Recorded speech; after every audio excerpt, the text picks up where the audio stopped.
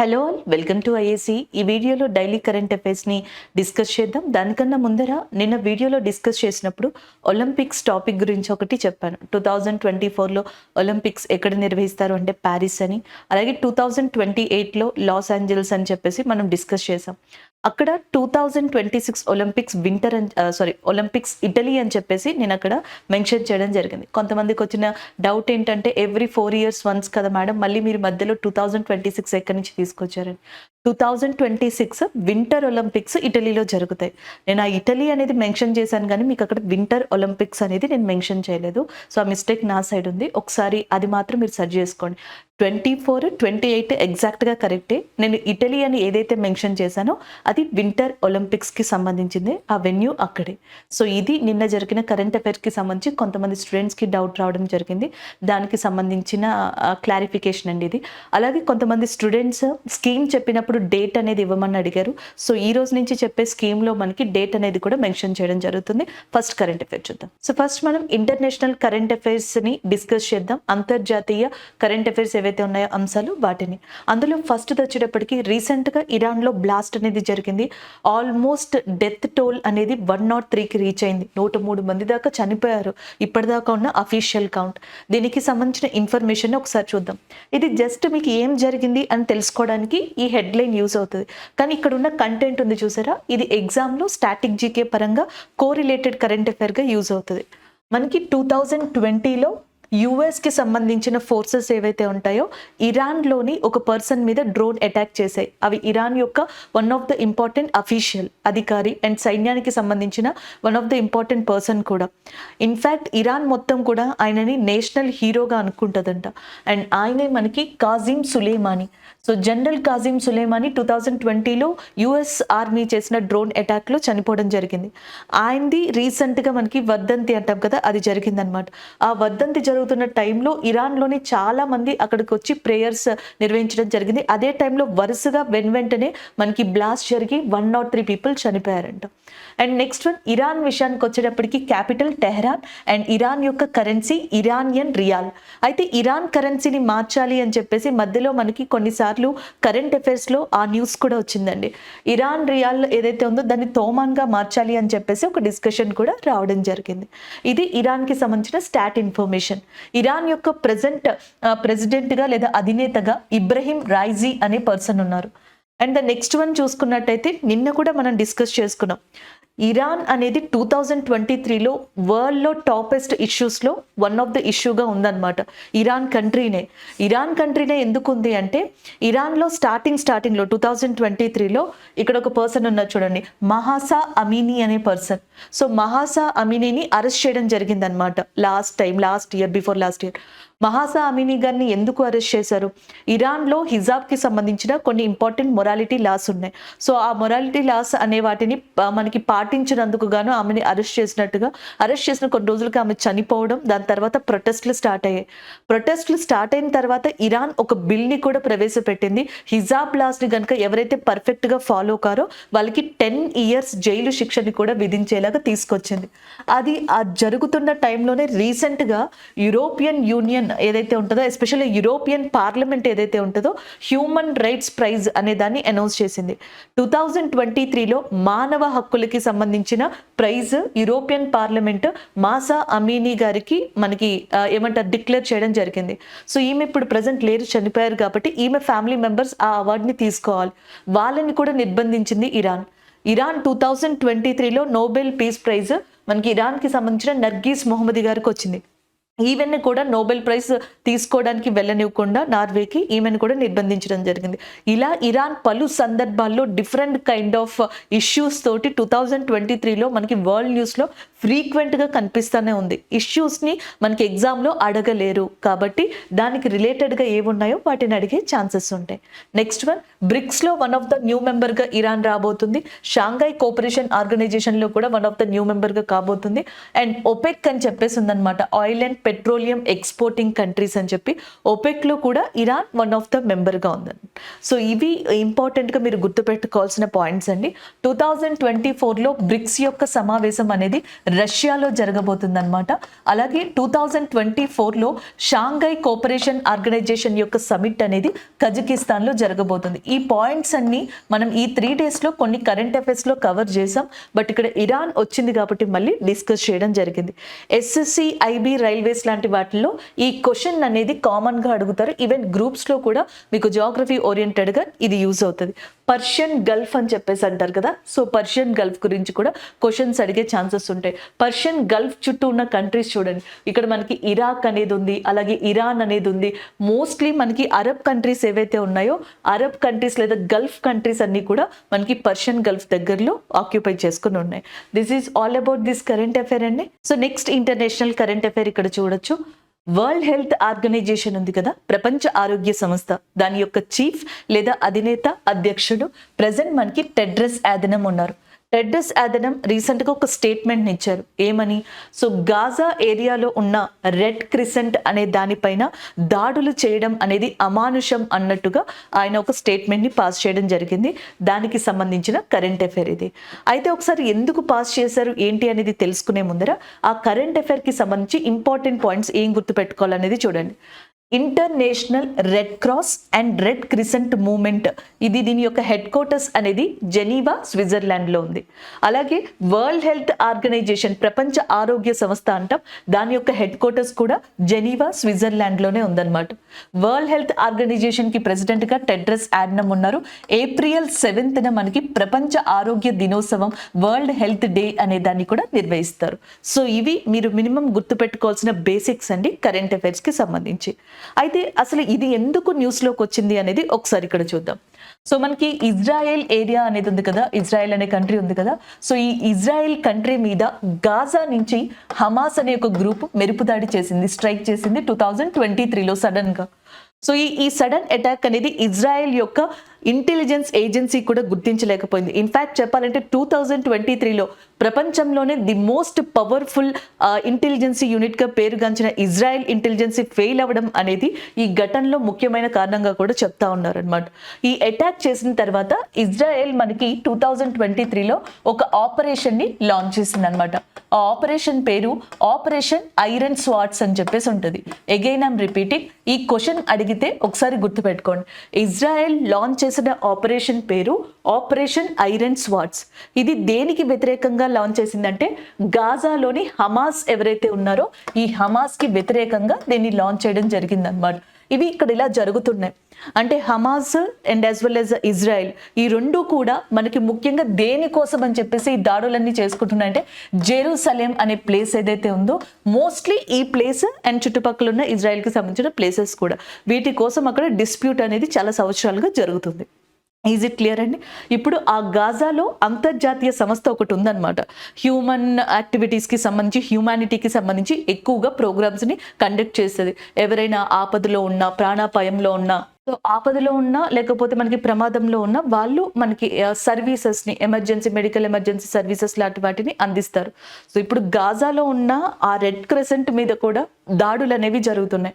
అలా జరగడం వల్ల నార్మల్ ప్రజలకి అట్లీస్ట్ సర్వీస్ చేయడానికి కూడా పాసిబిలిటీ లేకుండా పోయింది. అక్కడ చాలా ఎమర్జెన్సీ అనేది ఉంది. ఇలాంటివి ఇప్పుడు చేయడం, అలాంటి ఆర్గనైజేషన్స్ మీద చేయడం అనేది అది చాలా తప్పు అన్న విషయంలో మనకి వరల్డ్ హెల్త్ ఆర్గనైజేషన్ యొక్క అధినేత ఎవరైతే ఉన్నారో టెడ్రస్ అథనమ్, సో దాన్ని అనౌన్స్ చేశారు. అండ్ ఎస్పెషల్లీ మనకి the Palestine red crescent society అని చెప్పేసి ఒకటి ఉందంట. దాని మీద కూడా చాలా మెరుపు దాడులు జరిగాయి, స్ట్రైక్స్ జరిగాయి అని చెప్పేసి వాళ్ళు చెప్తా ఉన్నారు. ఇజ్రాయెల్కి సంబంధించిన ప్రైమ్ మినిస్టర్గా ఇప్పుడు మనకి ఇజ్రాయెల్ పిఎంగా బెంజమిన్ నెతాన్యూ అనే పర్సన్ ఉన్నారు. So Benjamin Netanyahu is a present prime minister of ఇజ్రాయెల్గా చెప్పచ్చు అనమాట. This is all about this current affair అండి. ఇందాక చెప్పిన ఇరాన్ది, ఇప్పుడు చెప్పిన ఏదైతే రెడ్ క్రెసెంట్ ఉందో అవి జస్ట్ మీకు ప్రపంచంలో ఏం జరుగుతున్నాయి అనే దాని మీద ఒక న్యూస్ అప్డేట్సే. కాకపోతే వీటి వెనకాలన్న ఏదైతే కంటెంట్ ఉందో ఆ కంటెంట్ మనకు ఎగ్జామ్లో బాగా యూజ్ అవుతుంది. వరల్డ్స్ లార్జెస్ట్ ప్రొడ్యూసర్స్ ఆఫ్ డైమండ్స్లో రష్యా ఒకటి. ప్రపంచంలో వజ్రాల్ని ఉత్పత్తి చేసే లేదా వజ్రాన్ని కలిగి ఉన్న ఏదైతే దేశాలు ఉన్నాయో అందులో వన్ ఆఫ్ ద టాప్ కంట్రీగా రష్యా ఉంది. అలాంటి రష్యాలోని ఒక బిగ్గెస్ట్ డైమండ్ ప్రొడ్యూసర్కి సంబంధించిన కంపెనీ ఏదైతే ఉంటుందో ఆ కంపెనీకి ఆంక్షల లిస్టులో పెట్టింది యూరోపియన్ యూనియన్. దానికి సంబంధించిన కరెంట్ అఫైర్ ఇది. యూరోపియన్ యూనియన్లో రష్యా యొక్క అతిపెద్ద వజ్రాల ఉత్పత్తిదారు ఆల్ రోసాపై ఆంక్షలు విధింపడం జరిగిందనమాట యూరోపియన్ యూనియన్. సో దానికి సంబంధించింది European union ads Russia's biggest diamond producer all రోసా to sanctions list గా చెప్పడం జరుగుతుంది. దానికి సంబంధించిన కరెంట్ అఫైర్ ఇది. ఒక్కొక్కసారి ఎగ్జామ్స్ లో ఇదే వన్ లైనర్ కరెంట్ అఫైర్ ని క్వశ్చన్ కింద చేసి అడుగుతారండి. మొత్తం ఇదంతా కూడా క్వశ్చన్ ఫార్మేట్ లో వచ్చి అండ్ ఆ కంపెనీ ఏదైతే ఉంటుందో దాని నేమ్ అడుగుతారు, ఆల్ రోసానా ఇంకేమన్నా, లేకపోతే మొత్తం ఇచ్చి అది ఏ కంట్రీ అని చెప్పేసి అడుగుతారు, రష్యా. లేదు మొత్తం ఇచ్చేసి ఎవరు దీనికి ఆంక్షలు విధించారు, శాంక్షన్స్ ని ఎవరు విధించారు అని చెప్పేసి అడుగుతారు. యూరోపియన్ యూనియన్ విధించింది. ఈ వన్ లైనర్ కరెంట్ అఫైర్ మీద 3 డిఫరెంట్ క్వశ్చన్స్ ని ఫ్రేమ్ చేసే పాసిబిలిటీ ఉంది. కరెంట్ అఫైర్ అండ్ క్వశ్చన్స్ ని ఫ్రేమ్ చేసే పాసిబిలిటీ ఉన్నవి ఇక్కడ అనమాట. నెక్స్ట్ వన్ ఒకసారి ఇటు చూడండి. మనకి డిసెంబర్ మంత్ ఏదైతే ఉంటుందో, సో డిసెంబర్ మంత్లో 2023లో G7 కంట్రీస్ కూడా సేమ్ ఇంతే చేశాయి. G7 కంట్రీస్ అన్నీ కూడా రష్యాకి సంబంధించి ఏదైతే డైమండ్స్ ఉంటాయో ఆ డైమండ్స్ ప్రొడక్షన్ కంపెనీస్ని ఆ శాంక్షన్స్ లిస్ట్లో చేర్చడం జరిగింది. ఎగ్జాక్ట్గా G7 కంట్రీస్ చేసినట్టుగానే ఇప్పుడు 2024లో యూరోపియన్ యూనియన్ కూడా అదే చేసిందనమాట. ఎందుకు అని అడిగితే రష్యా ఉక్రెయిన్ యొక్క వార్ నేపథ్యంలో, యుద్ధ నేపథ్యంలో రష్యా పైన ఇలాంటి ఆంక్షలు విధించడం స్టార్ట్ చేశాయి యూరోపియన్ కంట్రీలు అండ్ G7 సమిట్ కంట్రీలుగా చెప్పొచ్చు అనమాట. నెక్స్ట్ వన్ చూడండి. G7 అనగానే మనకి టోటల్గా ఏ కంట్రీస్ ఉంటాయంటే ఒకటి Japan and Italy, Germany, UK, USA, France and Canada. మొదట్లో ఈ కూటమి సమిట్ అనేది G7 కంట్రీస్ కానీ స్టార్ట్ అయింది. G7 కంట్రీస్గా ఎందుకు స్టార్ట్ అయిందంటే వీటి మోటో ముఖ్యంగా ఏంటంటే ఎకనామిక్ డెవలప్మెంట్, ఎకనామిక్ ప్రాస్పరిటీ, ఆర్థిక పరంగా ఎదుగుదల, ఆర్థిక పరంగా అభివృద్ధి, ఏదైనా క్రైసిస్ వస్తే ఇమీడియట్గా తట్టుకోవడానికి ఈ 7 కంట్రీస్ కూడా ఫ్యూచర్ ప్లాన్తో ముందుకెళ్లాలన్న ఉద్దేశంతో G7గా ఏర్పడ్డాయి. బట్ 1997లో 1997లో ఈ G7 కంట్రీస్తో రష్యా అనేది కూడా కలిసిందనమాట, యాడ్ అయింది. So G7 become as a G8 in 1997. 1997లో G7 G8గా మారింది. కానీ రష్యా 2014లో క్రిమియా అనే ఏరియా ఏదైతే ఉంటుందో దాని మీద మెరుపుదాడి చేసి దాన్ని సొంతం చేసుకోవాలనుకుంది. సో ఆ టైంలో ఈ G8 కంట్రీస్ ఏం చేశాయంటే రష్యాని తమ కూటమి నుంచి, సమిట్ నుంచి బయటికి పంపించేశాయి. సో దాంతో 2014లో మళ్ళీ G8 కాస్త ఎలా మారిపోయిందంటే G7గా మారిపోయింది. సో ఈ క్వశ్చన్స్ నుంచి మనకి ఏదైనా ఫ్రేమ్ అయ్యే పాసిబిలిటీస్ ఉన్నాయి. G7లో టోటల్గా ఎన్ని కంట్రీస్ ఉంటాయి, ఏ కంట్రీస్ ఉంటాయి, ఏ కంట్రీస్ ఉండవు, ఇలాంటి క్వశ్చన్స్ అడిగే పాసిబిలిటీ. ఈ సమిట్కి సంబంధించిన కంట్రీస్ ఉన్నాయి కదా, ఎవ్రీ ఇయర్ కూడా, ప్రతి సంవత్సరం కూడా ఒక సమిట్ని నిర్వహించడం జరుగుతుంది అనమాట. అలాగా మనకి జపాన్లో 2023లో G7 సమిట్ అనేది జరిగింది. జపాన్లోని హిరోషిమా ప్రాంతంలో జరిగిందనమాట. 2024లో ఇప్పుడు మనకి G7 సమిట్ అనేది ఎక్కడ జరగబోతుంది అంటే ఇటలీలో జరగబోతుంది. ఇలాంటి క్వశ్చన్స్ అడుగుతారు. లేదా India is a member of G7 or not అని చెప్పేసి అడుగుతారు. లేదా రష్యా అనేది G7లో ఎప్పుడు జాయిన్ అయింది, రష్యా అనేది మనకి G8 నుంచి 2023లో తొలగించబడింది, 2022లో తొలగించబడింది, 2014 when Russia is out from G8 అని అడుగుతారు. When Russia is out from that G8 అని చెప్పేసి పర్టికులర్గా ఇయర్స్ ఇవ్వడం జరుగుతుంది. అప్పుడు మీరు ఈ క్వశ్చన్ని గుర్తుపెట్టుకోవాల్సి ఉంటుంది. నెక్స్ట్ వన్ చూడండి. యూరోపియన్ యూనియన్ వచ్చేటప్పటికి దాని యొక్క హెడ్ క్వార్టర్స్ అనేది బ్రజిల్స్లో లొకేట్ అయి ఉందన్నమాట. అండ్ నెక్స్ట్ వన్ దాని యొక్క హెడ్గా యూరోపియన్ యూనియన్ ప్రెసిడెంట్గా ఊర్సలా వాన్ డెర్ లెయాన్ అనే పర్సన్ ఉన్నారు. సో నార్మల్గా మనకి ఇంగ్లీష్ ప్రొనౌన్సియేషన్లో అర్స్లా వాన్ డెర్ లెయాన్ అని చెప్పేసి వస్తుంది. తెలుగులో మీరు ఇలా రాసుకోవచ్చు, ఊర్స్లా వాన్ డెర్ లెయాన్ అని చెప్పేసి. సో ఈ పర్సన్ ఎవరైతే ఉన్నారో ఈ పర్సన్ యూరోపియన్ యూనియన్కి సంబంధించిన ప్రెసిడెంట్గా ఉన్నారు అనమాట. అండ్ నెక్స్ట్ వన్ రష్యాకి సంబంధించిన ప్రెసిడెంట్గా వ్లాదిమిర్ పుతిన్ ఉన్నారు. నేను మళ్ళీ మీకు ఇది గుర్తు చేస్తున్నాను. G20 సమిట్ అనేది ఇండియాలో జరిగింది 2023లో. SCO సమిట్ ఇండియాలో జరిగింది 2023లో. అయితే ఇండియాలో జరిగింది అని అడిగే కరెంట్ అఫైర్ రెగ్యులర్గా ఉంటుంది. అయితే ఎవరు హాజరు కాలేదు, ఏ ప్రెసిడెంట్ మనకి అటెండ్ కాలేదు, ఇలాంటి క్వశ్చన్స్ కొంచెం ఇబ్బంది పడతాయి కాబట్టి టఫెస్ట్ ప్యాటర్న్లో అలాంటి క్వశ్చన్స్ ఇచ్చే ఛాన్సెస్ ఉంటాయి. రష్యా యొక్క అధినేత అయిన వ్లాదిమిర్ పుతిన్ గారి మీద శాంక్షన్స్ ఉండడం కారణంగా ఆయన 2023లో జరిగిన G20 సమావేశానికి కానీ, లేకపోతే నెక్స్ట్ మనకి ఏదైతే బ్రిక్స్ సమావేశం సౌత్ ఆఫ్రికాలో జరిగిందో లాస్ట్ ఇయర్ దానికి కానీ, SCO సమిట్ ఇండియాలో ఏదైతే జరిగిందో దానికి కానీ ఈయన నేరుగా అటెండ్ కాలేదు. రష్యా యొక్క ప్రతినిధులు ఎవరైతే ఉంటారో మిగతా వాళ్ళు అఫీషియల్స్ వాళ్ళు మాత్రమే అటెండ్ అవ్వడం జరిగిందనమాట. అండ్ ద నెక్స్ట్ వన్ ఇక్కడ కనుక చూసినట్టయితే 2022లో నోబెల్ పీస్ ప్రైజ్ అనేది ముగ్గురికి ఇచ్చారండి. ఒకటి వచ్చేటప్పటికి మనకి బెలారస్కి సంబంధించిన ఎవరైతే మనకి బియాల్సికీ అనే పర్సన్ ఉన్నారో, హ్యూమన్ రైట్ యాక్టివిస్ట్, మానవ హక్కులకి సంబంధించిన పర్సన్ అనమాట. ఆయనకి ఇవ్వడం జరిగింది. మెమోరియల్ ఆర్గనైజేషన్, రష్యాకి సంబంధించిన NGO లాంటిది మెమోరియల్ ఆర్గనైజేషన్, దానికి ఉక్రెయిన్కి సంబంధించిన organisation centre for civil liberties, central for civil liberties మనకి ఉక్రెయిన్కి సంబంధించింది. రష్యాకి సంబంధించిన మెమోరియల్ ఆర్గనైజేషన్కి, బెలారస్కి సంబంధించిన బియాల్సికీ అనే పర్సన్కి, ముగ్గురికి 2022లో నోబెల్ పీస్ ప్రైజ్ వచ్చింది. 2023లో నర్గిస్ మొహమ్మది గారికి వచ్చింది. ఇండియాకి సంబంధించి మదర్ టెరిసా గారికి, 2014లోనేమో కైలాస సత్యార్థి గారికి అండ్ రావడం జరిగింది నోబెల్ పీస్ ప్రైజ్ అనేది. సో ఇలా ఒకదానికొకటి రిలేట్ చేసుకుని మనం ఈ కరెంట్ అఫైర్స్ని చదవచ్చు. This is all about this current affair. అలాగే ఇండియాలో మనకి లార్జెస్ట్ డైమండ్ మైన్ వజ్రగని ఎక్కడ ఉందంటే మధ్యప్రదేశ్లో. దాని పేరు గుర్తు పెట్టుకోండి, పన్నా. కొన్నిసార్లు ఈ కాంపిటేటివ్ ఎగ్జామ్లో అన్నీ చదవడం, కంప్లీట్ చేసుకోవడం ఒక ఎత్తు, స్మార్ట్గా చదవడం అనేది డిఫరెంట్ అనమాట.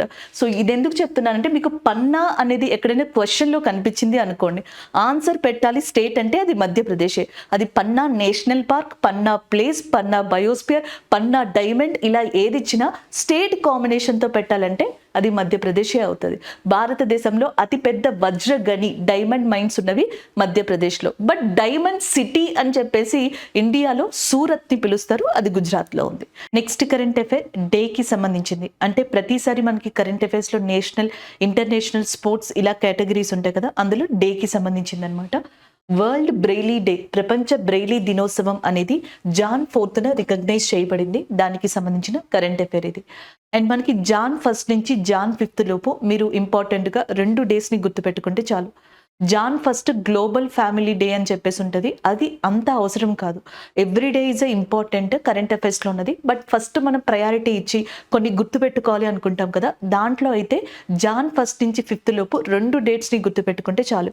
ఒకటి Jan 4 అనమాట, ప్రపంచ బ్రెయిలీ దినోత్సవం. Jan 5 రేపు వచ్చేటప్పటికి నేషనల్ బర్డ్స్ డే అని వస్తుంది. ఈ రెండు Jan 1 నుంచి 5 లోపు మీరు గుర్తుపెట్టుకుంటే చాలు. జాతీయ పక్షుల దినోత్సవం 5th January అండ్ ప్రపంచ బ్రెయిలీ దినోత్సవం 4th January. ఇది ఎందుకు తీసుకొచ్చారు, దీని యొక్క థీమ్ ఏంటి అనేది చూద్దాం. థీమ్ వచ్చేటప్పటికి empowering through inclusion and diversity, చేరిక మరియు వైవిధ్యం ద్వారా సాధికారిత. సో మనకి empowering, diversity inclusion and diversity ద్వారా ఈ ఏదైతే మనకి బ్రెయిలీకి సంబంధించి లేకపోతే మనకి వీటికి ఈ ఫీల్డ్కి సంబంధించినవి ఉన్నాయో సో దాన్ని డెవలప్ చేసుకోవచ్చు అనే ఉద్దేశంతో ఈ థీమ్ని తీసుకొచ్చారనమాట. Empowering through inclusion and diversity. Next one చూద్దాం. అసలు ఇది ఎందుకు తీసుకొచ్చారంటే, యునైటెడ్ నేషన్ ఐక్యరాజ్య సమితి లూయిస్ బ్రెయిలీ అనే ఒక పర్సన్ ఎవరైతే ఉన్నారో ఆయన యొక్క జ్ఞాపకార్థంగా దీన్ని తీసుకొచ్చింది. లూయిస్ బ్రెయిలీ ఫ్రాన్స్కి సంబంధించిన వ్యక్తి. 1809 ఆ ప్రాంతంలో ఈయన బ్రెయిలీ లిపి అనే దాన్ని ఇంట్రడ్యూస్ చేశారు. And he is the person who introduced Braille to that వరల్డ్గా చెప్పొచ్చు అనమాట, బ్రెయిలీ స్క్రిప్ట్. అందుకని చెప్పేసి ఈయన యొక్క రికగ్నైజేషన్ కోసమని Jan 4 అనే దాన్ని ప్రపంచ బ్రెయిలీ దినోత్సవంగా తీసుకొచ్చారు. అలాగే యునైటెడ్ నేషన్ యొక్క హెడ్ క్వార్టర్స్ అనేది ఎక్కడ లొకేట్ అయ్యిందంటే న్యూయార్క్లో ఉందన్నమాట. దీంట్లో ప్రజెంట్ 193 మెంబర్స్ ఉన్నారు, 193 సభ్య దేశాలు ఉన్నాయి, ఇంక్లూడింగ్ ఇండియా అని కూడా చెప్పొచ్చు. ఆంటోనియో గ్యుటెరెస్ అనే పర్సన్ ప్రెసెంట్ యునైటెడ్ నేషన్ కి సెక్రటరీ జనరల్ గా ఉండడం జరిగింది. నెక్స్ట్ వన్ చూడండి. ఆల్రెడీ ఇది జాన్ మంత్ కాబట్టి జాన్లో ఎవ్రీ డే మోస్ట్ ప్రాబబ్లీ చాలా వరకు కూడా ఇంపార్టెంట్ డేట్స్ ఉన్నాయి, మీకు కరెంట్ అఫైర్స్లో అవి కనిపిస్తూనే ఉంటాయి. అయితే నేను ఇచ్చే సజెషన్ ఏంటంటే, మీకు ఫ్రీ టైం ఉన్నప్పుడు జాన్ మంత్ మొత్తంలో కొన్ని చాలా ఇంపార్టెంట్ డేస్ ఉన్నాయి, అంటే మోస్ట్లీ ఫ్రీక్వెంట్లీగా ఎక్కువగా అడిగినవి, ఫ్రీక్వెంట్గా అండ్ ఇంపార్టెంట్గా ఉన్నవి, సో ఇలాంటివి అనమాట. ఫస్ట్ ఇవి మీరు బాగా చదువుకున్నారనుకోండి, నెక్స్ట్ రెగ్యులర్ కరెంట్ అఫైర్స్లో మిగతా అన్ని డేస్ని కూడా కవర్ చేసుకోవచ్చు. మీకు నేను ఆల్రెడీ చెప్పాను, జాన్ 1 గ్లోబల్ ఫ్యామిలీ డే అనేదండి, Jan 4 Braille day, Jan 5 national birds day. ఆ మొత్తం దాంట్లో ఆ 2 గుర్తుపెట్టుకుంటే చాలు అని. నెక్స్ట్ వన్ 9th జాన్ అనేది మీకు చాలా ఇంపార్టెంట్ ఎగ్జామ్ పాయింట్ ఆఫ్ వ్యూలో. ఎన్ఆర్ఐ డే, భారతీయ ప్రవాస దివాస డే కింద మనకి జాన్ 9th అనే దాన్ని రికగ్నైజ్ చేసాం, గాంధీ గారు ఇండియాకి తిరిగి వచ్చిన ఆ ఈవెంట్కి సందర్భించి. నెక్స్ట్ 10th జాన్ వచ్చేటప్పటికి వరల్డ్ హిందీ డే, ప్రపంచ హిందీ దినోత్సవం. 12th జాన్ వచ్చేటప్పటికి నేషనల్ యూత్ డే. దీన్ని ఎక్కువగా ఎస్ఎస్సి లాంటి ఎగ్జామ్స్లో స్ట్రెస్ చేసి అడుగుతూ ఉంటారు, నేషనల్ యూత్ డే అనేది ఎప్పుడు అని చెప్పేసి. మనకి 12th జాన్న అది రికగ్నైజ్ చేయబడింది. నెక్స్ట్ ఆర్మీ డే వచ్చేటప్పటికి 15th జాన్న మనకి నేషనల్ ఆర్మీ డే అనేది రికగ్నైజ్ చేశారు. 24th జాన్న నేషనల్ గర్ల్ చైల్డ్ డే, జాతీయ బాలికా దినోత్సవం అనేది మనకి ఎప్పుడు రికగ్నైజ్ చేశారు అంటే 24th జాన్. 25th జాన్ వచ్చేటప్పటికి నేషనల్ ఓటర్స్ డే, మనకి జాతీయ ఓటర్ల దినోత్సవం. ఇది ఈ సంవత్సరం మనకి మస్ట్ అండ్ షుడ్ గా కావాల్సిన ఇంపార్టెంట్ డే అండి. ఎందుకంటే లాస్ట్ ఇయర్ డిసెంబర్ నవంబర్ నుంచి కూడా ఎలక్షన్స్ మోడ్లో ఉన్నాం, అండ్ ఈ సంవత్సరం కూడా ఎలక్షన్స్ అనేవి కొన్ని స్టేట్స్లో జరగబోతున్నాయి. కాబట్టి ఎలక్షన్స్కి సంబంధించి చీఫ్ ఎలక్షన్ కమిషనర్ ఎవరు, ఎలక్షన్ కమిషన్ ఆఫ్ ఇండియాకి సంబంధించినవి. అలాగే ఓటర్స్ డే అనేది ఎప్పుడు జాన్ 25th కాబట్టి ఇది గుర్తుపెట్టుకోవాలి. ఇకపోతే జాన్ 26th మనకి రిపబ్లిక్ డే. అది ఆల్రెడీ మీకు తెలుసు, ఫ్రాన్స్ యొక్క అధినేత అయిన ఇమాన్యుయల్ మ్యాక్రాన్ ఈసారి మనకి గెస్ట్ గా రాబోతున్నారు, అది ఒకటి. And next John 30th Gandhi గారు చనిపోయిన రోజు. జాన్ 30th గాంధీ గారు చనిపోయిన రోజు. జాన్ 26th వచ్చేటప్పటికి Republic Day, Jan 15th Army Day, and Jan 15th National Youth Day, Jan 24th National girl child Day. ఇవి జాన్ మంత్ లో మస్ట్ అండ్ షుడ్ గా వీటి ఇన్ఫర్మేషన్, ఈ డేస్ కి సంబంధించిన ఏదైతే మీకు డేటా అనేది ఉందో ఆ డేటాకి సంబంధించిన నోట్స్ మీ దగ్గర ఖచ్చితంగా ఉండాలి జనవరి మంత్ కి సంబంధించి. ఇది డేస్ కి సంబంధించిన ఇన్ఫర్మేషన్ అండి. మనకి వరల్డ్ బ్రెయిలీ డే ఎప్పుడు అంటే జాన్ 4th. సో ఇక్కడ కరెంట్ అఫైర్ అనేది మనకి స్టేట్ రిలేటెడ్గా లేకపోతే నేషనల్ రిలేటెడ్గా యాక్చువల్గా. సో నేషనల్ కరెంట్ అఫైర్స్ని చూద్దాం. ఫస్ట్ ఇది మనకి Rajiv Gandhi self employment startup scheme. దీని యొక్క 11th ఫేజ్ అనేది రీసెంట్గా హిమాచల్ ప్రదేశ్ ప్రభుత్వం స్టార్ట్ చేసింది. రాజీవ్ గాంధీ స్వయం ఉపాధి స్టార్టప్ పథకం. ఒకసారి ఇక్కడ చూడండి, హిమాచల్ ప్రదేశ్లో ఇది స్టార్ట్ అయింది. ఎక్కడైంది అని కూడా అడుగుతారు, ఒకసారి చూసుకోండి. And next one solar power ప్రాజెక్ట్స్కి సంబంధించి మెయిన్గా ఈ సెల్ఫ్ ఎంప్లాయ్మెంట్ 11th ఫేజ్ అనేది నిర్వహించనుంది హిమాచల్ ప్రదేశ్ గవర్నమెంట్. అండ్ ముఖ్యంగా ఎవరైతే 21 to 45 years ఏజ్ మధ్యలో ఉంటారో వాళ్ళు ఎక్కువగా benefit పొందుతారంట.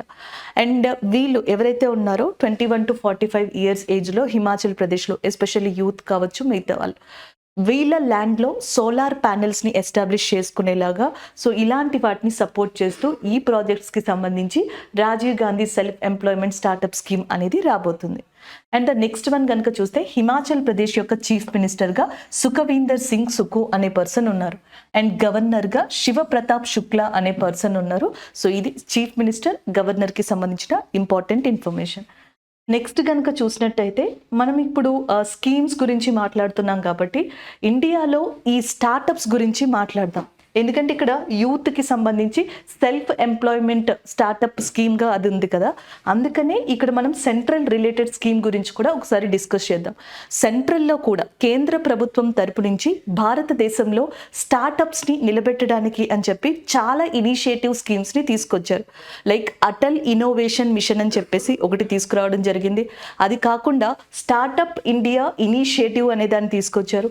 Startup India fund scheme అనే దాన్ని కూడా తీసుకురావడం జరిగింది. సో ఈ స్టార్టప్ ఇండియా ఫండ్ స్కీమ్ ఏదైతే ఉందో, ఈ స్టార్టప్ ఇండియా ఫండ్ స్కీమ్ అనేది ఏదైతే ఉందో ఇది 2021 జాన్ మంత్లో స్టార్ట్ అయిందనమాట. సో టోటల్గా ఈ ప్రాజెక్ట్ కింద, ఈ పథకం కింద ఎవరైతే ఎన్రోల్ చేసుకుంటారో వాళ్ళకి 5 crores వరకు కూడా రావడం జరుగుతుంది. అండ్ ఎలా వస్తుంది అనేది ఇక్కడ చూద్దాం.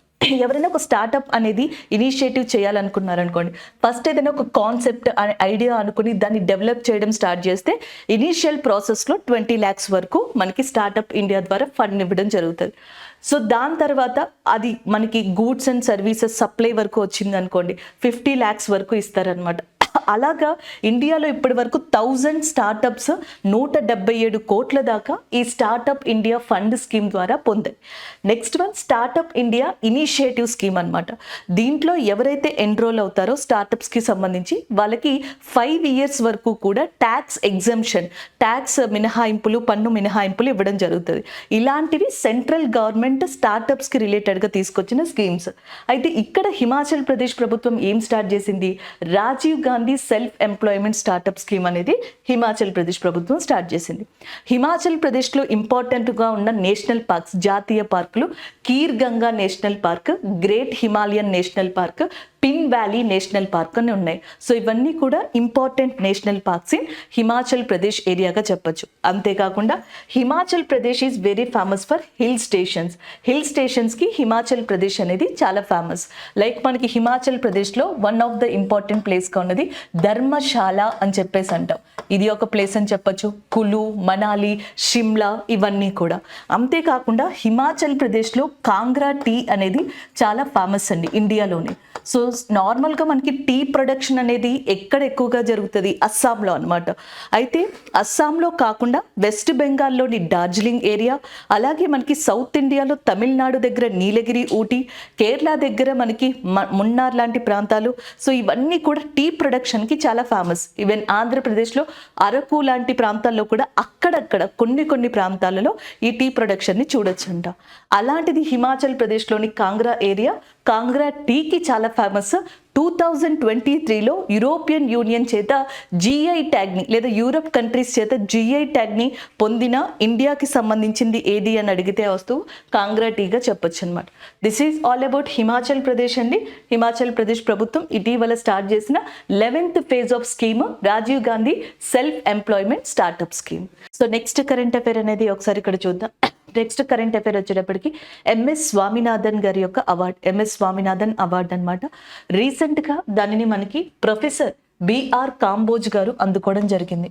హర్యానాలోని ఏదైతే చౌదరి చరణ్ సింగ్ హర్యానా అగ్రికల్చర్ యూనివర్సిటీ ఉందో, సో దానికి సంబంధించిన ప్రొఫెసర్ అండ్ ఎంఎస్ అగ్రికల్చర్ అనే దాన్ని కూడా రీసెంట్గా కంప్లీట్ చేశారు ఆయన. సో ఈయన ఎంఎస్ స్వామినాథన్ గారు అవార్డ్ని 2024లో రీసెంట్గా అందుకోవడం జరిగింది.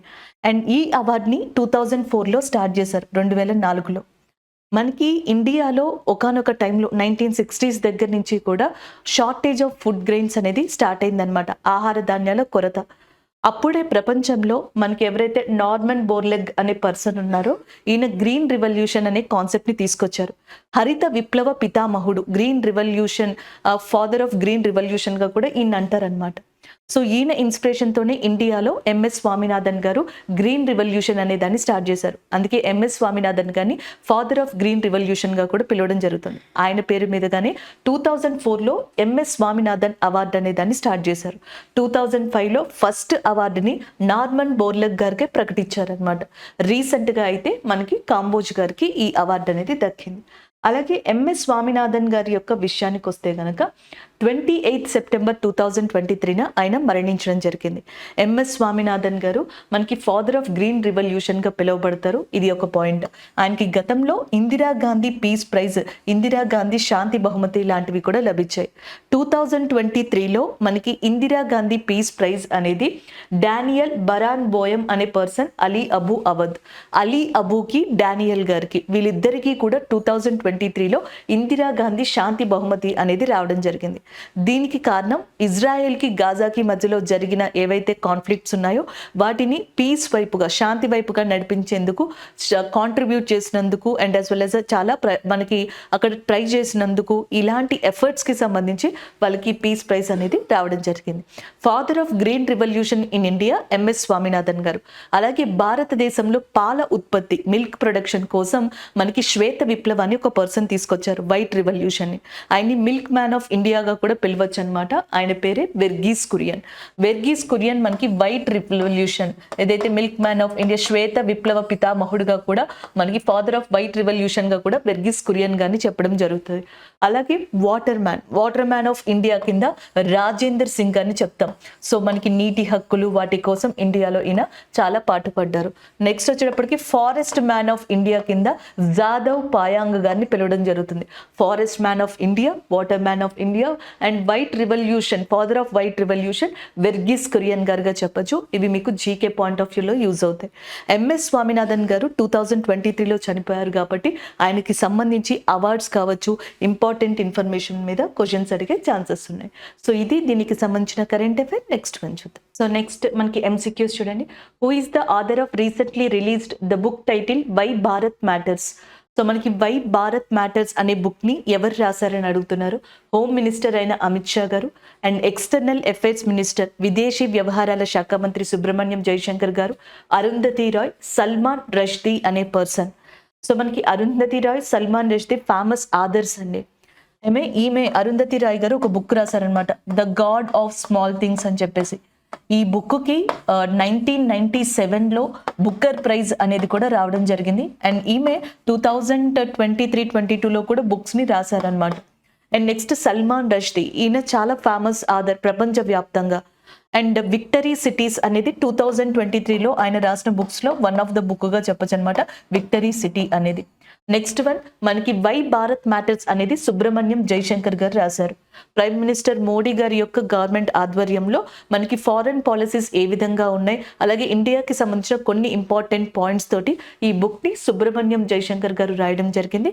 ఆప్షన్ బి అనేది కరెక్ట్ ఆన్సర్ అవుతుంది. సో నెక్స్ట్ ఎంసీక్యూ చూడండి. NATO has sign a contract to buy 1000 units of which missile defense system?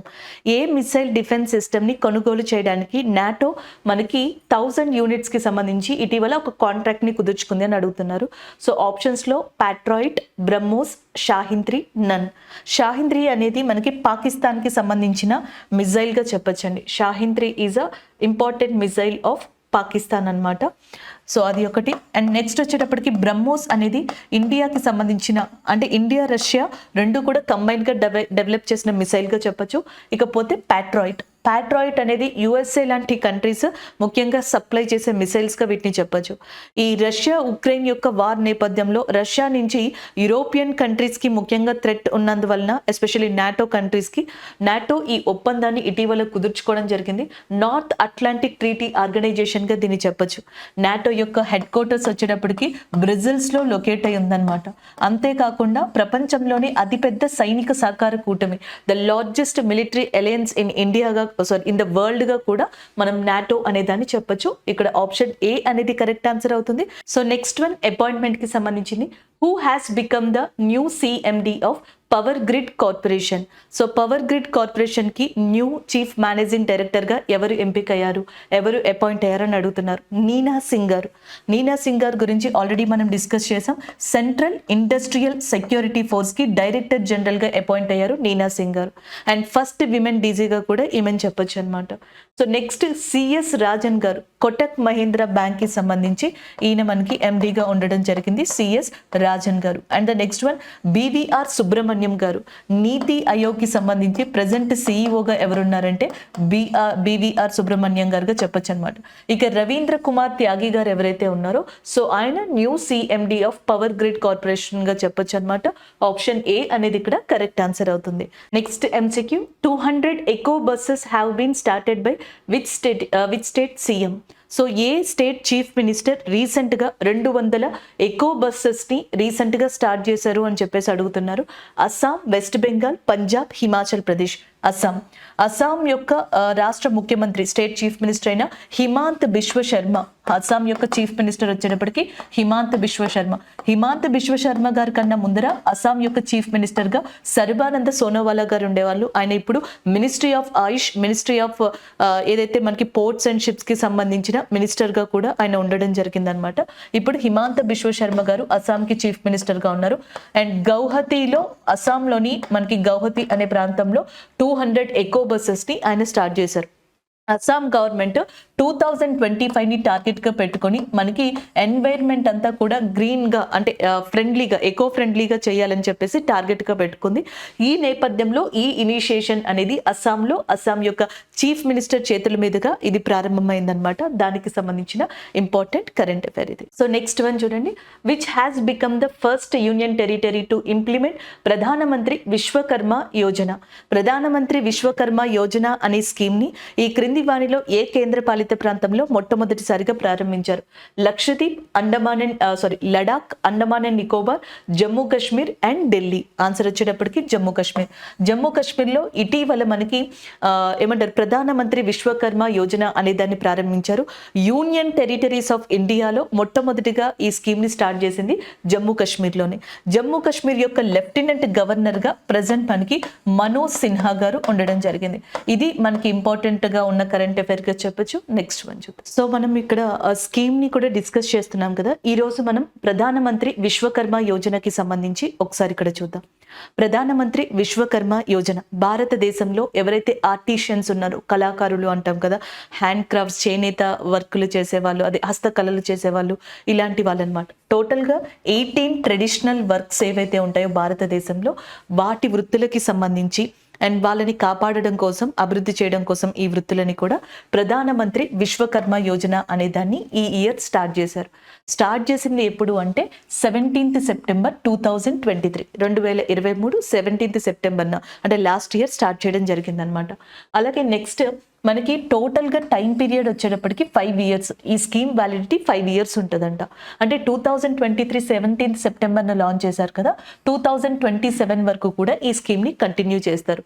ఈ స్కీమ్ సెంట్రల్ ఓరియంటెడ్ స్కీమ్, అంటే fully funded by that, sponsored by that central గవర్నమెంట్గా చెప్పొచ్చు. కేంద్రమే కంప్లీట్గా నిధులని సమకూరుస్తుంది ఈ పథకానికి. ఇనిషియల్గా వీళ్ళు ఈ స్కీమ్కి సంబంధించి ఎంత బడ్జెట్ అనుకున్నారు అంటే 13,000 కోట్ల దాకా అనుకున్నారు. సో దీంట్లో మనకి మైక్రో, స్మాల్, మీడియం ఎంటర్ప్రైజెస్తో పాటుగా ministry of skill development, entrepreneurship, దాంతో పాటుగా మినిస్ట్రీ ఆఫ్ ఫినాన్స్ కింద ఉన్న డిపార్ట్మెంట్ ఆఫ్ ఫినాన్స్, అంటే మనకి ఆర్థిక శాఖ కింద ఉన్న డిపార్ట్మెంట్ ఆఫ్ ఫినాన్స్ అనేది, అలాగే మినిస్ట్రీ ఆఫ్ స్కిల్ డెవలప్మెంట్, నైపుణ్య అభివృద్ధి మంత్రిత్వ శాఖ, అలాగే సూక్ష్మ, చిన్న మరియు మధ్య తరహా పరిశ్రమలకు సంబంధించిన మంత్రిత్వ శాఖ, ఇవన్నీ కూడా ఇందులో మనకి విశ్వకర్మ యోజనకి వర్క్ చేస్తాయి. నోడల్ ఏజెన్సీగా మాత్రం ఏ మినిస్ట్రీ ఉంటుంది అంటే micro, small, medium enterprises ministry అనేది నోడల్ ఏజెన్సీగా ఈ పథకానికి వర్క్ చేస్తుంది. ఈ పథకంలో ఎవరైనా జాయిన్ అవ్వాలి అంటే దానికి కొన్ని కండిషన్స్ ఉన్నాయి. అంటే ఈ 18 ఏవైతే వాళ్ళు మెన్షన్ చేశారో ఆర్టిషియన్స్, ఆ కేటగిరీకి సంబంధించిన వాళ్ళు అయి ఉండాలి. అండ్ ఇంకొకటి వచ్చేటప్పటికి వాళ్ళ ఏజ్ 18 years లేదా అంతకన్నా పైబడి ఉండాలన్నమాట. ఇంకొకటి ఏంటంటే ఈ స్కీమ్ ద్వారా కనుక లబ్ధి పొందాలి అనుకుంటే, అండ్ ఇందులో జాయిన్ అయ్యే వాళ్ళు గత 5 సంవత్సరాల్లో ఇండియాలో ఇంకా ఏ స్కీమ్లో కూడా, అంటే ఇలాంటి రిలేటెడ్ ఏవైతే మనకి ఇలా వృత్తిపరంగా ప్రోత్సహించడానికి ఇండియాలో డెవలప్మెంట్ పరంగా ఉన్నాయో అలాంటి స్కీముల్లో ఉండకూడదు 5 yearsలో. అలాగే నెక్స్ట్ ఎవరైతే ముద్ర అండ్ స్వానిధి స్కీమ్స్లో ఉన్నారో వాళ్ళు ఆల్రెడీ రీపే చేసి ఉండాలి. లోన్స్ తీసుకున్న లోన్స్ని రీపే చేసి ఉండాలి. ఇలాంటి కండిషన్స్ అన్ని దీంట్లో ఉన్నాయి. ఒకవేళ ఈ కండిషన్స్ అన్ని ఫుల్ఫిల్ అయ్యి ఈ 18 కేటగిరీలో ఏదో ఒక దాంట్లో ఉండి విశ్వకర్మ యోజనలో గనక జాయిన్ అయితే, సో వాళ్ళు, ఈ కళాకారులకి ఈ పథకం కింద మనకి గవర్నమెంట్ ఆఫ్ ఇండియా సపోర్ట్ చేస్తుంది. ఇలాగ ఫస్ట్ యూనియన్ టెరిటరీ ఏదైతే ఈ ప్రోగ్రామ్ని లాంచ్ చేసిందో అది జమ్మూ కాశ్మీర్. మనం కరెంట్ అఫైర్గా చెప్పుకున్నాం. ఇది స్కీమ్ కి సంబంధించిన ఇన్ఫర్మేషన్ అండి. ఈరోజు ఏవైతే కరెంట్ అఫైర్స్ డిస్కస్ చేసామో వాటి రివ్యూ చూద్దాం. ఇరాన్ కి సంబంధించి రీసెంట్ గా అక్కడ బ్లాస్ట్ జరిగి దాదాపుగా 103 మందికి పైగా మరణించారు. ఆ రిలేటెడ్ కరెంట్ అఫైర్ ని డిస్కస్ చేసాం. వరల్డ్ హెల్త్ ఆర్గనైజేషన్ యొక్క అధినేత అయిన టెడ్రస్ అథనమ్ మనకి గాజాలో ఏదైతే రెడ్ క్రిసెంట్ సంస్థ ఉందో దానిపైన స్ట్రైక్స్ చేయడం అనేది అమానుషంగా ఉన్నట్టుగా ఆయన మనకు ఒక స్టేట్మెంట్ ఇవ్వడం జరిగింది. దానిపైన రిలేటెడ్ ఇన్ఫర్మేషన్ ని మనం డిస్కస్ చేసాం. రష్యాకి సంబంధించిన అతిపెద్ద డైమండ్ ప్రొడ్యూసింగ్ కంపెనీ ఏదైతే ఉంటుందో, సో దాన్ని యూరోపియన్ యూనియన్ దానిపైన ఆంక్షలు విధించడం జరిగింది. గతంలో G7 కంట్రీస్ కూడా ఇలానే చేశాయి. And next world Braille day అనేది Jan 4th రికగ్నైజ్ చేయబడింది అనమాట. సో దానికి సంబంధించిన కరెంట్ అఫైర్. హిమాచల్ ప్రదేశ్ లో Rajiv Gandhi self employment startup scheme అనేది phase 11 స్టార్ట్ అవ్వడం జరిగింది. సో దానికి సంబంధించి డిస్కస్ చేసాం. MS స్వామినాథన్ గారి అవార్డుని రీసెంట్ గా చౌదరి చరణ్ సింగ్ హర్యానా అగ్రికల్చర్ యూనివర్సిటీకి సంబంధించిన ప్రొఫెసర్ గారికి ఇవ్వడం జరిగింది. And the next one MCQs ని డిస్కస్ చేసాం డిఫరెంట్ కరెంట్ అఫైర్స్ కి సంబంధించి. అలాగే ప్రధానమంత్రి విశ్వకర్మ యోజనకి సంబంధించిన స్కీమ్ ని డిస్కస్ చేయడం జరిగింది. ఇవి ఈ రోజు మనం డిస్కస్ చేసిన కొన్ని కరెంట్ అఫైర్స్. Thank you.